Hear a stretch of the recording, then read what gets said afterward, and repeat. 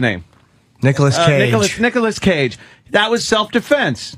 That was why he was in prison. But he was a good guy. So I'm like, are you a good guy or a bad guy? I'm a pretty good guy. All right, then you're a good guy. See, because that's why he goes to help out the little girl. So that's all I had to say was I was a good guy? I guess that covered. I'm just wondering why you're choking the shit out of a guy. Only the best questions for Stone Cold Steve Austin. You let up after his eyes roll in the back of his head, and you're fine. Yeah, you just let him go. Keep squeezing, and you don't have to do the prison time. 4 years in hell, as they say. Yeah. That's all. Don't mind me, Mr. Austin. I do not want that fist to connect on any part of me. He could literally choke you with one hand. No, I'm not even kidding. What bone you want to break on that? Which one would you break? Anyone would be easy. You know what would be entertaining this morning? Just a good solid throat punch. That would be career ending for me, by the way. I don't even think that he could hit your throat. His fist is too big. It would be like a chin chest punch. I don't think it would go under and hit you in the throat. Dude, it would be a cartoon where you see the big. shape of his hand in my neck. Who choked me out in Boston because I was being a fucking wise ass? And you were being a smart ass. And you jumped on his back. You were doing the right thing, trying to help me, and it got to a point where I pretty much passed out. He dropped me on the ground, and then he just went like this to me. Steve Williams. Stevie Richards. Stevie Richards? Yeah. Who's that? Was it Stevie Richards? Yeah. Right? Stevie Richards had a bit of an attitude problem, didn't he? Stevie Richards choked you out? Is that bad? Is that bad? Stone Cold laughing.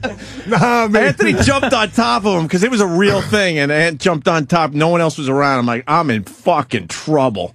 And then he dropped me like a rag doll. And then I had some kind of I don't know. He did some damage to my my throat. I don't know if it was officially a broken bone, but it was not good.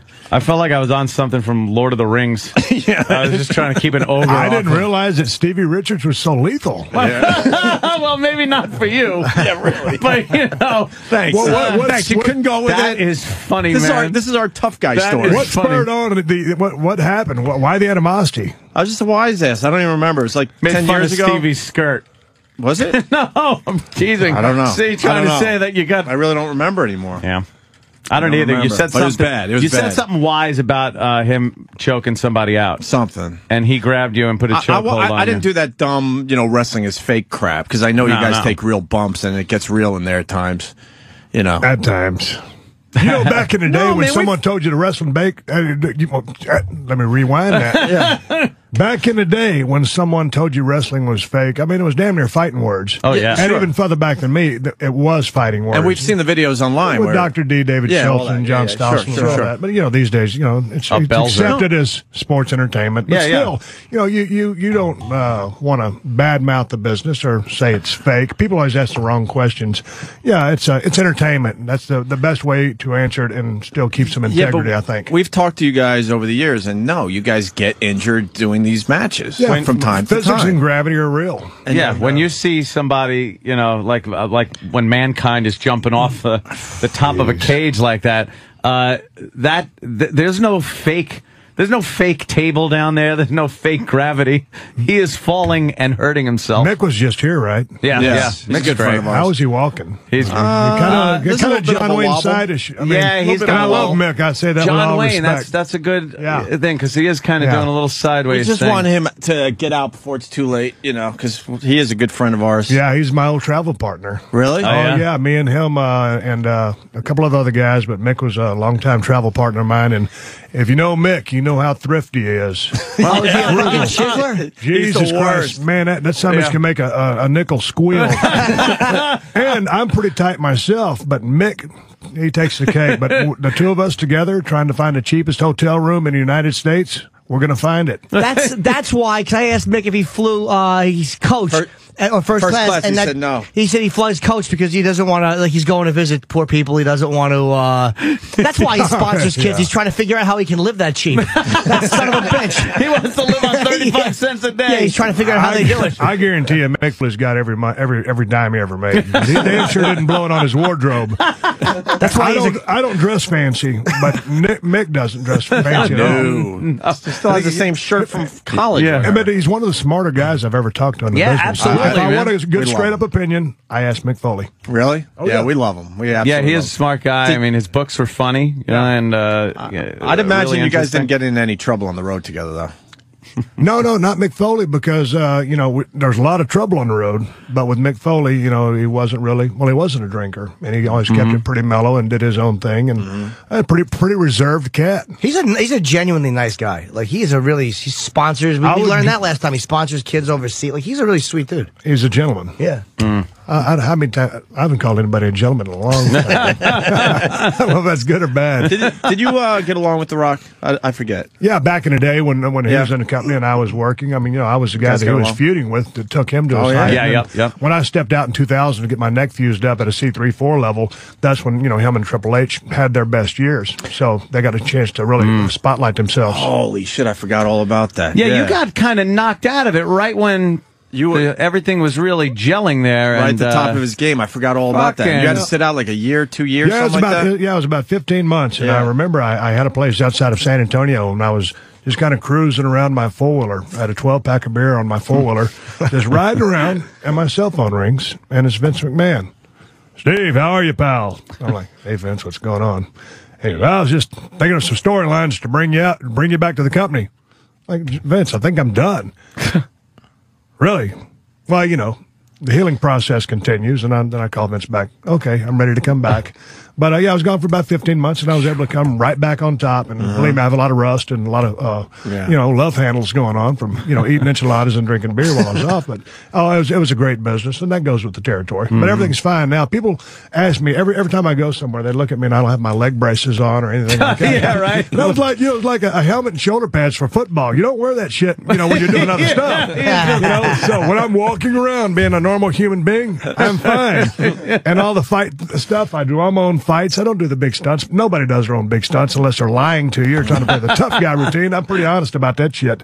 But I'm 100%. I can do most things, things that most human beings can't do.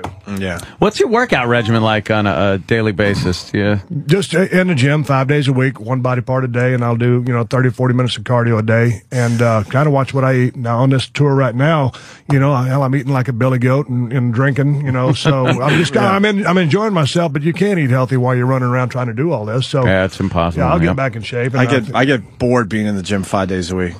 I do circuit training, get it all over with. I keep a couple times to make a week. The switch to that, but less time in the gym for me. Yeah, and I'm not trying to get any bigger. I'm trying to really shrink down. Keep in shape. And the camera puts the damn weight on you anyway. You don't need to look like I find that in my regimen, I did abs and back the other day, and I have to take 2 days off because my tummy is sore. What a bitch! You don't want to overtrain, so that's probably a smart thing. Yeah, it's like I'm looking at Steve going, well, I don't want to get that big. Like it's an issue I might have to worry about someday. I just don't want to have tits anymore. I am the same % muscle that Stallone is fat. You know how depressing that is?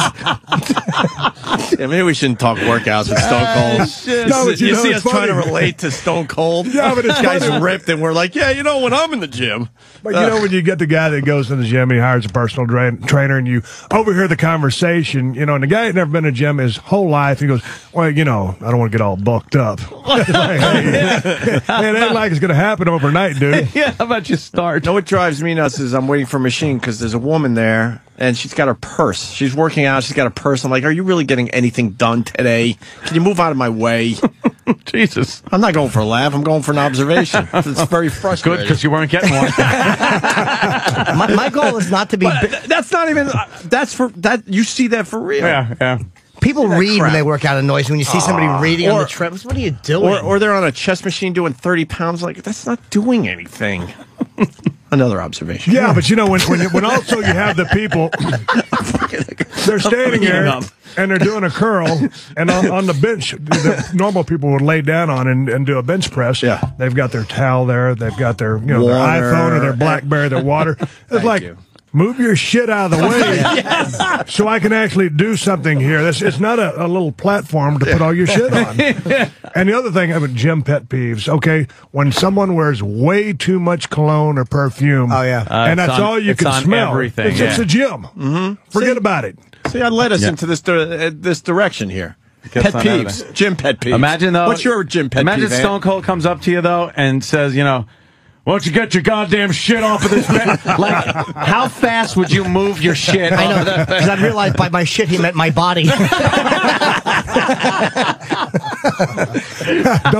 be so hard on yourself. Somebody left a pile of placenta on. Oh, excuse me, sir. Could you get up? Oh, what a mess. What's the most you ever bench press? I haven't heard the word placenta in a long time. Thank you for that. I can't remember. It wasn't very much. No? Yeah, especially not very much Nothing anymore. ridiculous? No, yeah, nothing ridiculous. You probably don't want to fucking hurt yourself at that point. Also, when you got a good gig. You got the guys in the gym, they got to max out. Oh, yeah. You never maxed out, Ant? We're going to max out today. I've seen the people that, they have to. You got to max out. The big grunts coming from some of the places, it just sounds